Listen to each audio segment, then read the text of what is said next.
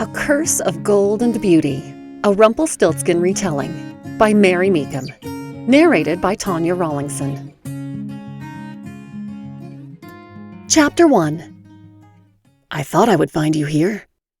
Reese's pale face crested Outlook Rock, the flat slab that sat atop the hill I was lying on. He and I spent many afternoons sitting together on that rock, staring out over our tiny village of Tieran. The sun bathed my face in a warm glow as I sank back down on the grassy knoll and closed my eyes. You always know where to find me, you stalker. Are you sure your gift isn't mind-reading? I felt Rhys lie down next to me.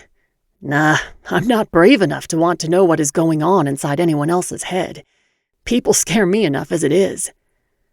Despite the dreadful morning I had already endured, a smile lifted my lips. That is probably a good choice. My thoughts aren't all that kind right now. Another suitor parade? Yep. 6 rich old men, all offering to buy me like an animal at auction, each one more foul than the last. At least Papa didn't order me to stay. You would think that he would have caught on by now that you are forced to do whatever he says. Stupid curse.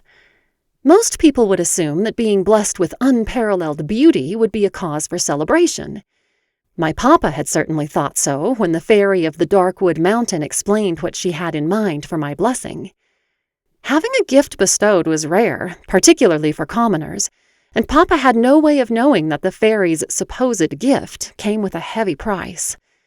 All that my beauty cost me was an unwavering obedience to my father. At least I can find loopholes when it isn't an order. Rhys grinned at me. You are very sneaky that way. Is that why you are out here hiding? I smirked. He never said I had to stay to entertain the suitors, just to put on a nice dress and be prepared for visitors. I am prepared, and look, here you are, visiting me. Rhys laughed and tugged at the lace peeking out by my shoulders. So much cunning and shrewdness hidden under that facade of perfection. Being cunning and shrewd is perfection. I've managed to evade getting married this far. I wish you would just tell him, Meg. I felt the intensity of Rhys's gaze and turned my head to look at him. You know I would if I could. Papa was a good man, and I knew he loved me. But he was naive. He never even suspected that my gift had been accompanied by a curse, and he delightedly told everyone he knew about his talented, obedient, beautiful daughter. Rhys was the only one who had managed to figure out the truth, as I was unable to tell anyone about my curse. Just as happened each time Papa told me to not complain or to refrain from contradicting him, anytime I wanted to tell anyone about my curse, my tongue would swell and stick to the top of my mouth, making speech impossible. Rhys's gaze didn't drop. I know, but if you don't find a way to let him know soon, you will end up married off to someone you hate. I hate all of them, I responded without hesitation. It was true. I didn't want to marry some fabulously wealthy old widower who wanted a show dog to parade around on his arm, a silent trophy to flaunt to his slimy friends and admirers. At least I wasn't forced to obey anyone who opened their mouth. Just Papa. I closed my eyes again and relished the warmth of the afternoon. At least I had Rhys on my side. Without him, life would be miserable. Rhys was trying to alternately make a fist and stretch out his fingers, which were always stiff, swollen, and sore, particularly in the mornings. He grimaced when he saw me watching. Not too bad today. I rolled my eyes. You say that every day. Rhys was a rotten liar. I could always tell when his hands were hurting him, and it was most of the time. I looked down at his fingers. Raised nodules scattered across his knuckles and wrists. I allowed my gaze to lift and trail up to his elbows, where more bumps stood out. His skin was the palest shade of white I had ever seen on anyone from the extended time he spent indoors. His chronic fatigue and frequent bouts of illness would have been bad enough, but with all he was forced to do for his adoptive mother on top of that, anger bubbled in my gut just thinking about it. He shrugged and continued his stretching exercises, placidly flexing his fingers back and forth. Each day can be a challenge, but it is also a gift. A warm glow that had nothing to do with the weather filled my body. This was something I absolutely adored about Rhys. His unfailing optimism, even when his body refused to perform the task that was instructed. I wished I could find the positivity with which he approached every day. He could always find something to be cheerful about. A raspy, screeching voice came floating up over the hill. Boy! Boy, where are you? I looked over at Rhys, who grimaced. It's that time again.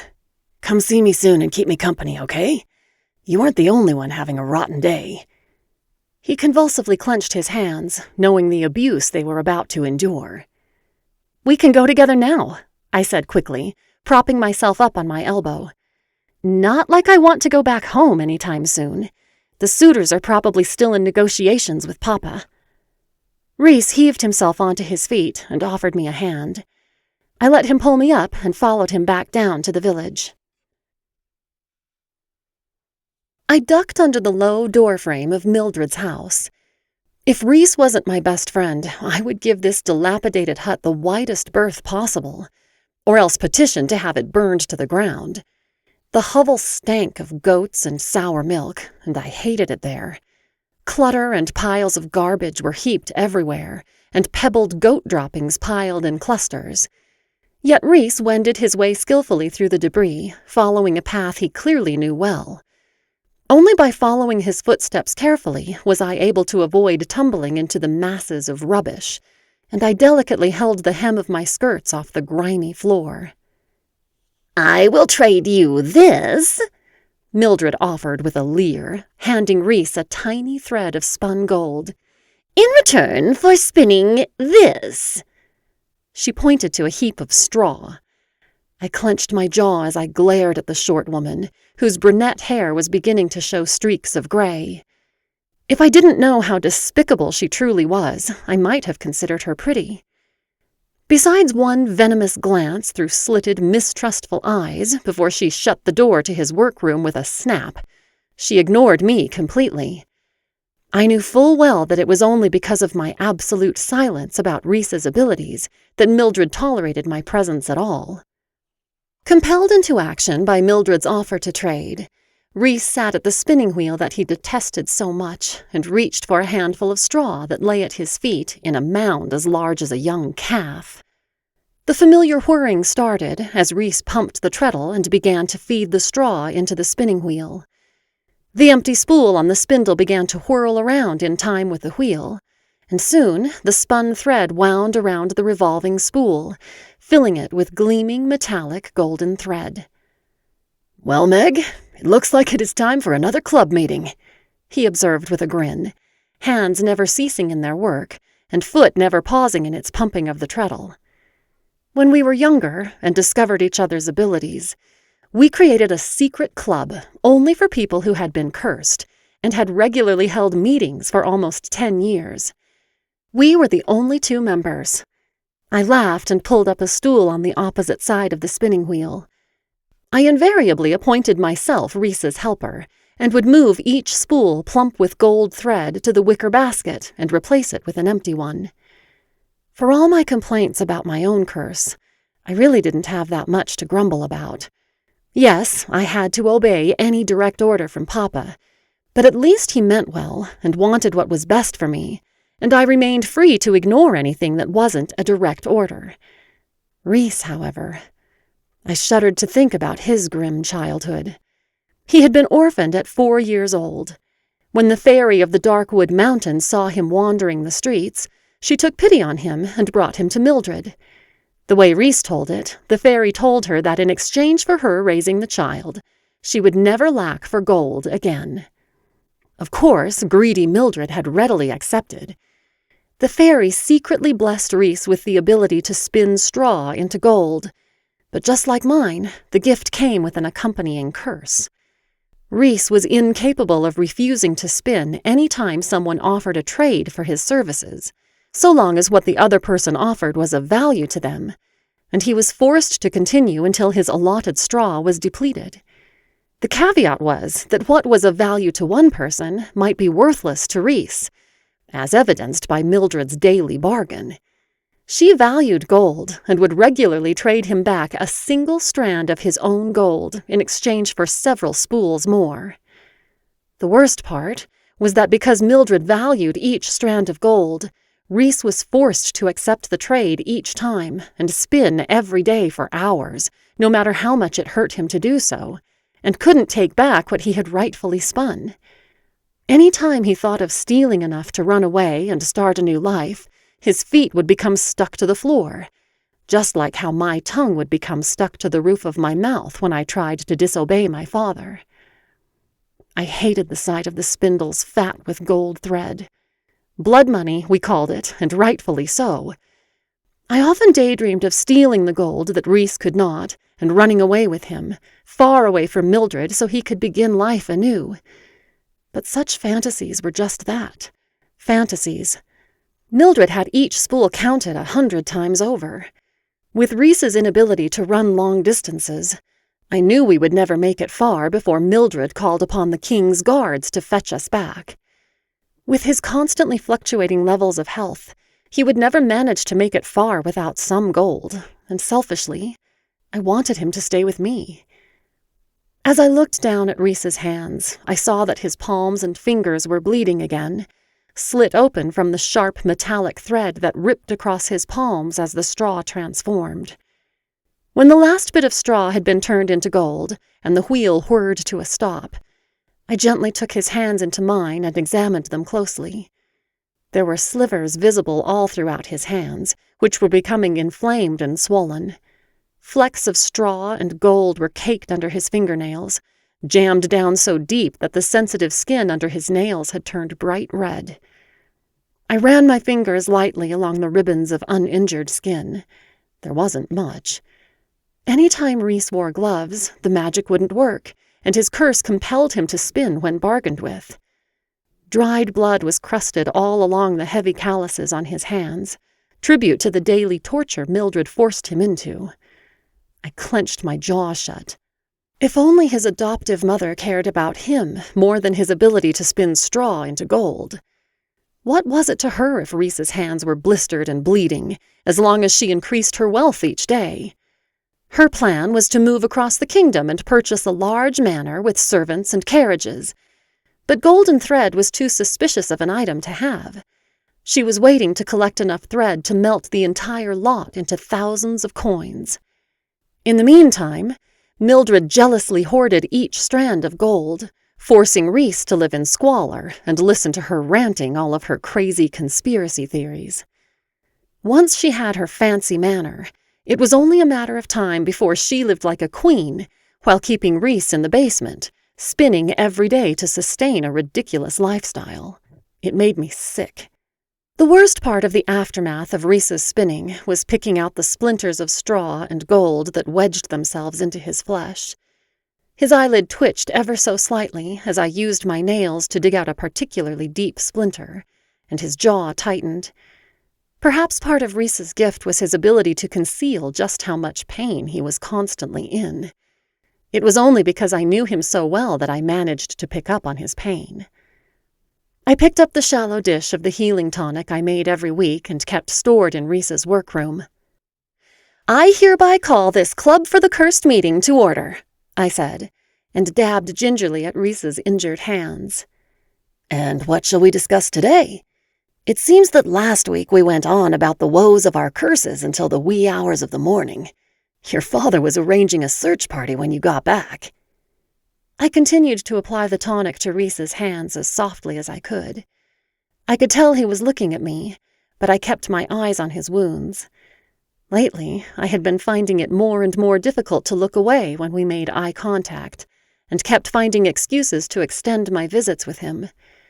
The only good part of Rhys's terrible curse was that it regularly gave me justification to hold his hand while I applied the tonic in slow, sweeping strokes. Papa remained unaware of the hours I spent with Rhys. I knew he would disapprove if he found out, and if he banned me from seeing Rhys again, I wouldn't be able to bear it. Papa wanted an advantageous marriage for me, so I couldn't let him know about the intense feelings I had harbored for a penniless orphan boy for years. Nor could I tell Rhys. If he didn't return my feelings, our friendship would be ruined, and I couldn't survive losing him. I have quite a bit to say about Mildred, I said spitefully.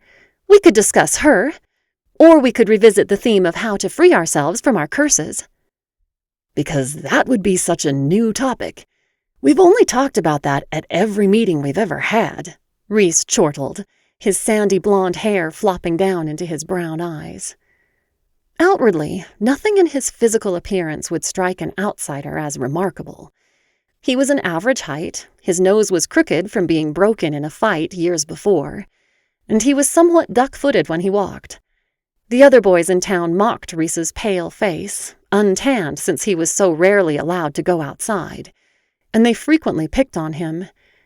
The village girls told me I was silly for wasting my time with someone as common as he when I was so beautiful. But I didn't care what they thought in the slightest. The time I spent with Rhys was always the highlight of my day. He saw me, not just my outward appearance. I carefully dried Rhys's hands and began winding bandages around them, taking care to bind his hand to staunch the bleeding, and also support his joints to lessen his pain. He held up his covered hands. Very nice. Everyone will think I am in a fight club. This will improve my reputation immensely. Mildred shuffled in at that point and began dragging the basket of gold out of the room. She wasn't bad-looking if you didn't know her, and was only 10 to 15 years older than myself and Rhys, but her sour attitude made her seem much older. She sniffed as she looked at the dressings on his hands, blood already starting to stain through the thin linen. She caught Rhys flinch as I tied a knot to keep the bandages in place. Oh, stop it, boy. Other people have it much worse than you. I glared at Mildred. Whether others were in more pain was irrelevant. Rhys's pain was every bit as valid. I hated her complete disregard for his well-being. As much as I wanted to give his so-called mother a severe tongue-lashing, I knew that if I so much as said a word against her, she might tell Papa where I had been. Mildred wasn't stupid. She knew of the secrecy of my visits, even if she wasn't aware of the implications of my curse. Papa had expressed the wish for me to associate with high society, but as it was not an order, I was free to fulfill his wishes in any way I did or didn't see fit. If Papa realized where I spent the majority of my time, he was likely to tell me to not spend time with Rhys, and I would be forced to obey. Until tomorrow, boy, Mildred snapped. Be sure to get the washing done, too. Once again, I was ignored completely. I waited until she was out of earshot before whispering to Rhys, "You sure you don't want to gossip about her for our meeting today?" Rhys snickered and rolled the single strand of gold Mildred had traded for the basketful before tucking it into his threadbare vest pocket. Despite his continual assertion that he hated all the gold he spun, I had noticed that he held tightly to the few strands he was traded back each week. He was wildly secretive about it any time I questioned him, and I suspected that he was merely doing it to make me suspicious. He loved teasing me like that, and I was determined not to give him the satisfaction of prying into his mystery. How about, if you hadn't been cursed, what do you think your life would be like? He asked. I wouldn't have to look for loopholes in everything Papa said. Maybe you still would. You would be an excellent lawyer. I grinned and pushed on his shoulder. I wasn't done. I would talk back to Papa any time I chose, and would flatly refuse to be paraded around like a prize horse for sale in front of wealthy widowers. You already managed to refuse half the time. But evading and refusing are not the same thing. I waggled my finger at Rhys. Just because I escaped this time doesn't mean Papa won't give a different order next time that forces me to stay. What about you? Rhys looked around his dingy room, reeking of goat dung in mock surprise. Don't I already have everything someone could wish for? Then he stretched and interlocked his bandaged fingers behind his head. Let's see. I would burn every spinning wheel in the kingdom and convince King Drupert to issue a royal proclamation to ban straw forever. My hands wouldn't be so scarred. He held out his bandaged hands. So I think I might like to take up a musical instrument. Although, I may have starved to death as a child if I hadn't been given the gift that made Mildred want to keep me. So all in all, I don't have it so bad. Papa and I would have taken you in. Rhys laughed and tucked one of the loose locks of blonde hair falling into my face behind my ear. As you were a baby at the time, I don't think you would have been too convincing. Babies are very persuasive, I informed Rhys solemnly. Especially the chubby, uncursed ones, which I would have been at the time. Ah, yes. It seems my opinions are influenced daily by them. I rolled my eyes, but couldn't help smiling. I loved babies. I loved their soft, pudgy thighs and dimpled hands. I loved the way they smelled and the way their eyes nearly disappeared when their fat cheeks rose in a nose-wrinkling smile. Every time I saw an infant, I felt a pang of longing. Papa's dearest ambition was to secure a rich husband for me, but the men he introduced me to were inevitably many years my senior, who leered unpleasantly at me and made comments about what an excellent investment I would be. I couldn't imagine having children with any of them. What would you do instead of spin gold? Open an orphanage, came Rhys's instant reply. Then he grinned at me. Just think, babies galore. My heart melted. Rhys constantly watched out for others, and it was one of the many things I admired about him. He was intelligent enough that he could do anything, absolutely anything, I was sure of it. But with all his intelligence and talents, he wanted to open an orphanage so other young children didn't suffer like he had.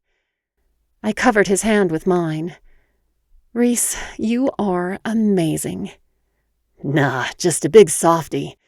Not very manly, I know. You are the best man I know. My face tinged pink. I continually had to remind myself to not flirt with Rhys and give away my feelings for him, but it was nearly impossible to keep my distance when I was around him. There always seemed to be a perfectly logical reason as to why I should take his hand or brush something off his shoulder, and it flooded me with giddy delight each time. I wished I had been blessed with the ability to read minds. I would have been able to probe Rhys's thoughts and see if he felt the same way about me. I often wondered if he did. Occasionally, his gaze would linger a little longer than was usual for friends, or else his hand would nudge mine while we were walking. But every time, the moment passed so quickly, I was left to wonder if I'd imagined it all. Every time we found time to be alone together, I found it more and more difficult to tear myself away. Even now, huddled next to each other in a smelly, dimly lit back room, I felt my body's temperature rising just from being near Rhys. Want to get some fresh air? I needed to get out before either the smell of goats or my desire to confess my feelings overpowered me. Rhys and I stood at the same time, but he didn't move toward the door. When do you need to get back? He asked. I twitched my mouth to the side. By dusk, probably. Negotiations are usually finished by then. Papa hasn't accepted any offers yet, so I am hoping the trend will continue until there are no men left. I'm not interested in any of them. They only care that I'm beautiful. I spat the last word out like a foul oath. Rhys's face twisted into an expression I couldn't read. Twice he opened his mouth to reply, but nothing came out.